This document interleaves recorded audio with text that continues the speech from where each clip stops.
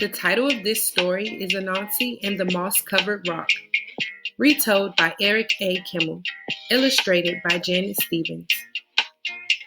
Once upon a time, Anansi the spider was walking through the forest when something caught his eye. It was a strange moss-covered rock. "How interesting," Anansi said. "Isn't this a strange moss-covered rock?"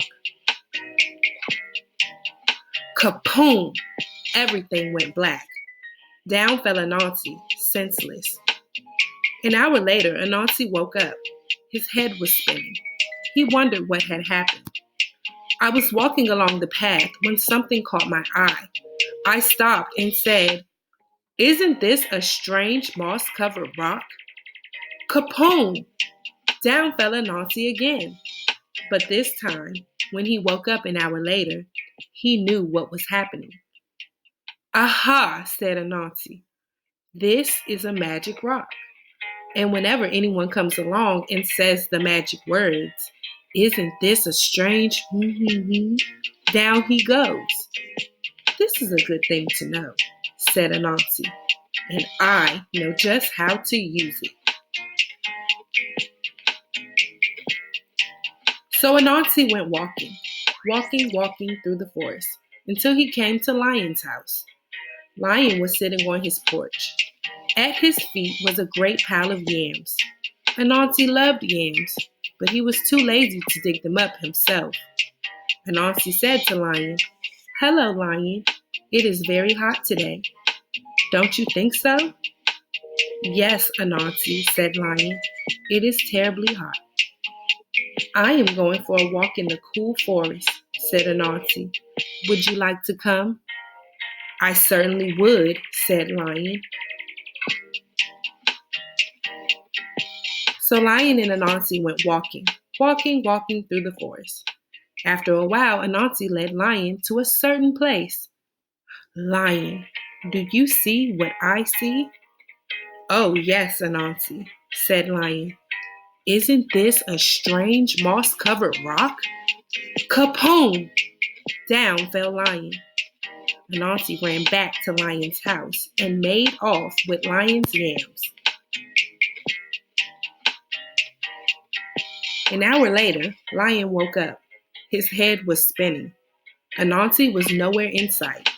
And when he got home, he found that every single one of his yams was gone. Lion was very sad. But Anansi was very happy. He couldn't wait to play his trick again. Once more, Anansi went walking through the forest. This time, he stopped at Elephant's house. Elephant was sitting on his porch.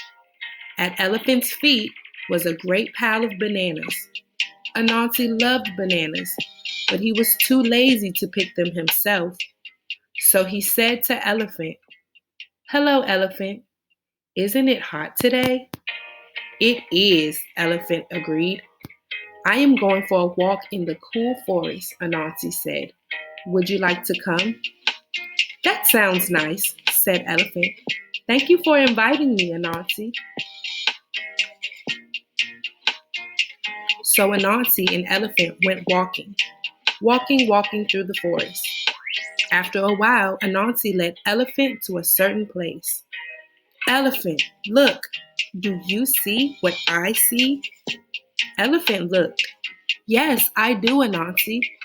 Isn't this a strange moss-covered rock?" Kapoom! Down fell Elephant. Anansi ran back to Elephant's house and made off with all the bananas. An hour later, Elephant woke up. His head was spinning. Anansi was nowhere in sight. And when he got home, he found that every single one of his bananas was gone. Elephant was very sad. But Anansi was very happy. He couldn't wait to play his trick again. He played it on rhinoceros and hippopotamus. He played it on giraffe and zebra. He played it on every single animal in the forest. But all this time, watching from behind the leaves, was Little Bush Deer. Little Bush Deer is small and shy and very hard to see. She watched Anansi play his wicked trick again and again on all the other animals. Little Bush Deer decided it was time for Anansi to learn a lesson. So Little Bush Deer went deep into the forest to where the coconut trees grow. She climbed a coconut tree and threw down a great many coconuts. She carried the coconuts home in a basket and set them on her porch. Then she sat down beside them to wait. And a little while along came Anansi. Anansi's eyes lit up when he saw Little Bush Deer's coconuts. Anansi loved coconuts. He loved to eat the tender white coconut meat and drink the sweet coconut milk inside, but he was much too lazy to gather coconuts himself. Instead, he said, "Hello, Little Bush Deer. It is so hot today." Little Bush Deer smiled. "It is very hot, Anansi.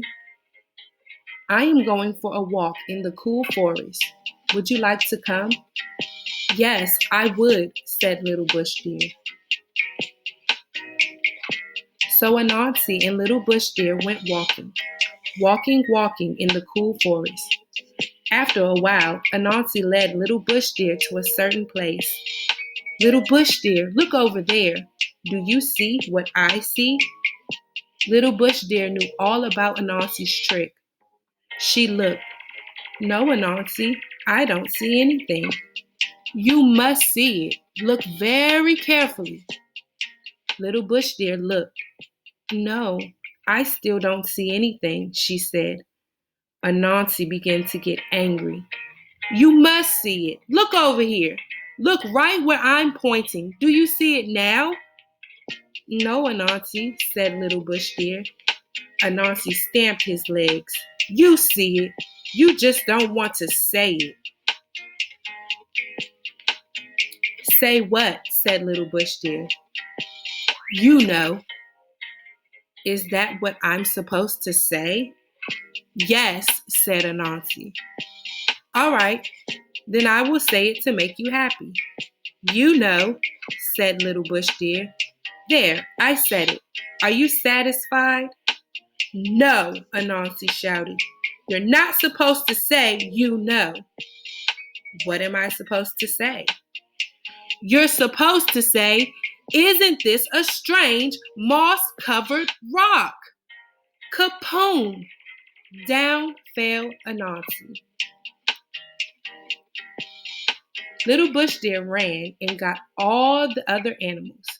Together, they went to Anansi's house and took back all the good things he had stolen from them. An hour later, Anansi woke up. His head was spinning. Little Bush Deer was nowhere in sight. And when he got home, he found his house as empty as it was before. But if you think Anansi learned his lesson, you're mistaken, because he's still playing tricks to this very day. And that was the end.